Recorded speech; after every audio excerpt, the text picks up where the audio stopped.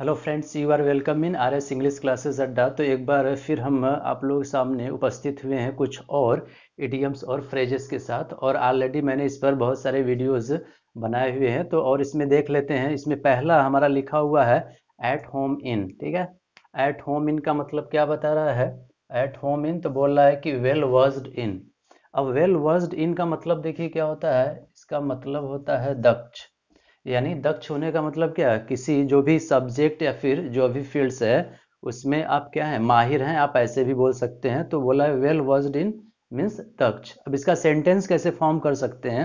लिखा है Ajay is at home at English. ठीक है, अजय इज एट होम। ठीक है, Ajay is at home in well versed means that is दक्ष। तो यहाँ पर ये जो है, ठीक है, क्योंकि इसके साथ यूज करना है तो हमारा यहाँ पर होना चाहिए इन। और ऑलरेडी वैसे यदि देखें, क्योंकि यहाँ पर इतना पूरा है इसलिए यहाँ पर थोड़ा मिस्टेक हुआ है। एट होम इन तो यहाँ पर पूरा लिखना चाहिए, अदरवाइज एज अ प्रीपोजिशन देखते तो यहाँ पर हमारा एट होता, अंडरस्टैंड। लेकिन यहाँ पर क्या है कि इसके साथ है तो यहाँ पर हमारा इन ही होगा। तो सेंटेंस फॉर्म किया गया Ajay is at home in English, understand. ये पहला है, तो बता रहा है कि इसकी मीनिंग हिंदी क्या होती है? दक्ष। यानी किसी भी काम में या फिर जो भी आपका फील्ड है जो रिलेटेड हो एजुकेशन से या कुछ भी, तो वहाँ बता रहा है कि इसका हम यूज करते हैं at home in. Now we come to the second. Second क्या बोल रहा है? बाई हुक और by crook. What is the meaning by hook और बाई क्रुक? तो बोल रहा है कि by any means. By any means का मतलब चाहे वो उचित तरीका हो या फिर अनुचित, यानी उचित या अनुचित तरीके से। ठीक है, यहाँ हम लिख सकते हैं उचित या अनुचित, ठीक है, तरीके से। तरीके से तो अब इस हिंदी ये जो है लिखा है मैंने, इससे और भी क्लियर हो जाएगा कि इसका जो मीनिंग है। बता रहा है by any means in English and in Hindi we say उचित या अनुचित तरीके से। इसका सेंटेंस क्या फॉर्म किया गया? बोला he wants to get success in the examination, यानी परीक्षा में सफलता अर्जित करना चाहता है, यानी पाना चाहता है बाई हुक और बाई क्रुक। ठीक है, यानी बाई हुक और बाई क्रुक। देखिए ए ओरिजिनल ए वाला आना चाहिए आपका। ये जो मीनिंग बताया गया है इसकी नहीं, ये जो हमारा है दिस इज, तो ये आना चाहिए हर सेंटेंस में और मीनिंग को हमको बताना पड़ेगा, अंडरस्टैंड। तो यहाँ वही बता रहा है कि बाय हुक और बाय क्रूक, यानी एग्जामिनेशन यानी परीक्षा में वो सफल होना चाहता है बाय हुक और बाय क्रूक, यानी उचित या अनुचित तरीके से। यानी इसके लिए वह क्या कर सकता है? नकल भी कर सकता है, अंडरस्टैंड।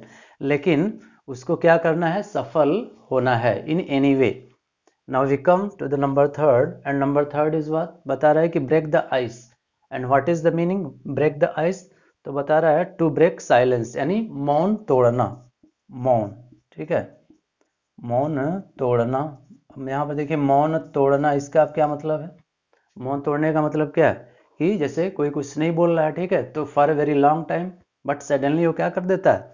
बता रहा है कि ब्रेक द आइस कर देता है। वैसे यदि हम देखेंगे तो आइस मीन्स क्या होता है? बर्फ, जो छोटे टुकड़े जो होते हैं। तो यहाँ पर आप देख लीजिए कि ये जो इडियम्स और फ्रेजेस हैं इनकी जो सेटिंग की जाती है बहुत ही हाईली, ये क्या होते हैं? सेंसफुल होते हैं यहाँ पर।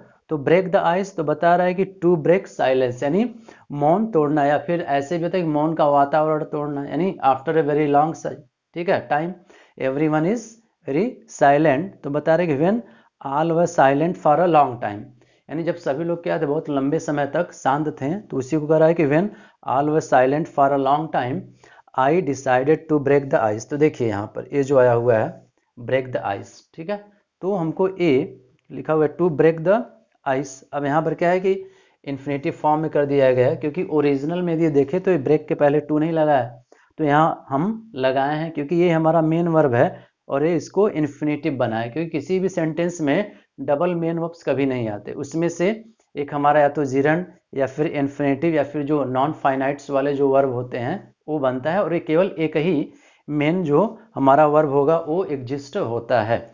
तो वही यहाँ कर रहा है कि when all were silent for a long time I decided to break the ice. तो मैंने क्या किया? डिसाइड कर लिया कि मैं चुप नहीं रहूंगा। तो वही बता रहा है कि डिसाइड कर लिया टू ब्रेक द आइस, यानी मौन जो तोड़ना था उसको तोड़ दिया। मौन का जो वातावरण था एवरीवेयर, ठीक है, तो उसने उसको क्या कर दिया? ब्रेक कर दिया। उसी से बनाया हुआ है यहाँ पर ब्रेक द आइस। और फोर्थ देख लेते हैं, लिखा है chicken hearted.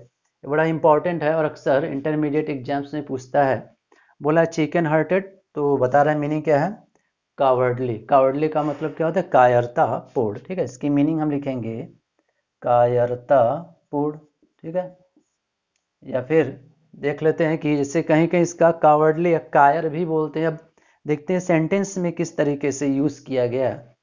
He is so chicken hearted, देखिए आया हुआ है ये वाला, he is so chicken hearted, वह इतना क्या है, कायरतापूर्ण है। या फिर यहाँ पर हम कायर वर्ड भी यूज कर सकते हैं। He is so chicken hearted that he can do nothing adventurous, यानी इतना वो क्या है, चिकन हार्टेड है, मतलब कायरतापूर्ण या फिर कायर है कि वह क्या कर सकता है, he can do nothing adventurous, कोई भी साहसिक कार्य नहीं कर सकता है। एडवेंचर वर्ड का यूज कब करते हैं, डेयरिंग, इसका अनदर वर्ड मीनिंग होता है सिनोनिम्स। एडवेंचरस दैट इज यहाँ राइट कर दे रहे हैं daring, DARING, daring is the another word meaning. हालांकि यहाँ पर मैंने बता दिया, यहाँ पर हमको सिनोनिम्स नहीं सब्स्टिट्यूट करना है, इस बात का ध्यान रखेंगे। तो सेंटेंस हो गया, he is so chicken hearted that he can do nothing adventurous. तो आज के इस वीडियो में मैंने आपको कुछ और इडियम्स और फ्रेजेस के विषय में बताया। तो जो लोग भी चैनल पर नए हैं, चैनल को सब्सक्राइब करना न भूलें। So thank you for watching this video.